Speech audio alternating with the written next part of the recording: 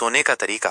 एक छोटे से गांव में रहता था एक किसान, रामदास। वो दिन रात मेहनत करता था, खेतों में जुताई करता, फसल उगाता, परंतु उसके भाग्य में कभी भी अधिक धन दौलत नहीं थी। उसकी पत्नी सीता भी उसके साथ खेतों में काम करती और घर का सारा भार संभालती थी।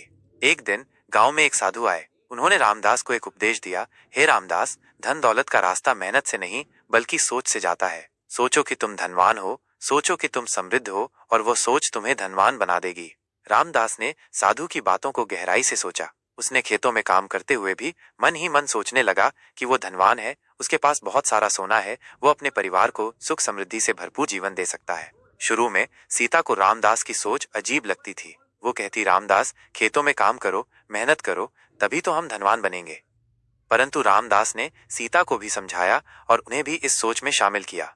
दिन ब दिन रामदास और सीता की सोच में परिवर्तन आने लगा। उनकी मेहनत में भी एक नई ऊर्जा आ गई।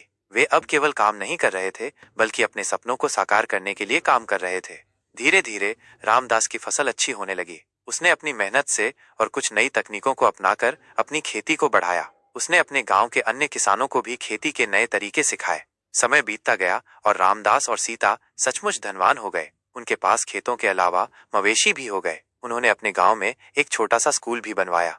एक दिन वही साधु फिर से गांव में आए। उन्होंने रामदास से पूछा, क्या तुम्हारी सोच सच हुई? रामदास ने मुस्कुराते हुए कहा, हाँ साधु जी, मेरी सोच सच हुई। धन्यवाद आपके उपदेश के लिए।